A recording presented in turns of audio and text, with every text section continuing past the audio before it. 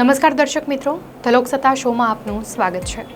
ભારત અને પાકિસ્તાન વચ્ચે તાજેતરમાં વધેલા લશ્કરી તણાવે સમગ્ર વિશ્વની ચિંતા વધારી છે। પહેલગામમાં થયેલા આતંકવાદી હુમલા બાદ શરૂ થયેલ ઓપરેશન સિંદૂર અને તેના જવાબમાં પાકિસ્તાન દ્વારા ભારત પર હુમલો કરવાના પ્રયાસથી વૈશ્વિક સ્તરે સુરક્ષા ચિંતાઓ વધુ ઘેરી બની છે। તો આ દરમિયાન નોસ્ટ્રાડેમસ અને બાબા વેંગાની ભવિષ્યવાણીઓ સોશિયલ મીડિયા પર વાયરલ થઈ રહી છે, જેમાં 2025માં ત્રીજા વિશ્વયુદ્ધની શક્યતા વ્યક્ત કરાઈ છે।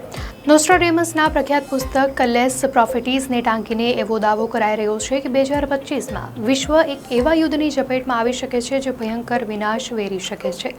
વૈશ્વિક અર્થતંત્રને ફટકો પડશે અને માનવતા ગંભીર સંકટમાંથી પસાર થઈ શકે છે। આ પુસ્તકમાં કોઈ ચોક્કસ દેશનું નામ લેવાયું નથી, પરંતુ તાજેતરના ભારત પાકિસ્તાન સંઘર્ષે આ ભવિષ્યવાણી ફરીથી ચર્ચાઈ રહી છે।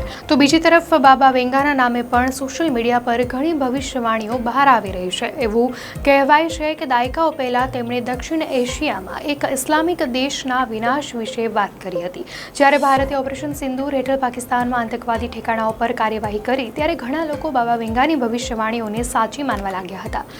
22 એપ્રિલ 2025ના રોજ જમ્મુ અને કાશ્મીરના પહેલગામમાં થયેલા આતંકવાદી હુમલામાં 26 નિર્દોષ નાગરિકોના જીવ ગયા, જે બાદ જવાબમાં ભારતે 6-7 મેની રાત્રે ઓપરેશન સિંદૂર હેઠળ પાકિસ્તાન અને પીઓકેમાં આતંકવાદી ઠેકાણાઓ પર સચોટ હવાઈ હુમલા કર્યા, જેમાં 9 આતંકવાદી ઠેકાણાઓનો નાશ કરાયો હતો અને 100થી પણ વધારે આતંકવાદીઓ માર્યા ગયા હતા।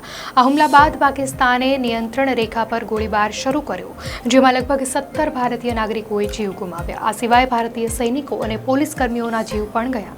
બદલો લેવા માટે ભારતીય વાયુસેનાએ પાકિસ્તાનના 4 એરબેઝને નિષ્ક્રિય કરી દીધા અને તેની હવાઈ સંરક્ષણ પ્રણાલીને સંપૂર્ણપણે નષ્ટ કરી દીધી। આ સમગ્ર પરિસ્થિતિમાં પાકિસ્તાનની આંતરિક અસ્થિરતા, આર્થિક કટોકટી અને આંતરરાષ્ટ્રીય દબાણ પણ મહત્વપૂર્ણ ભૂમિકા ભજવી રહ્યા છે।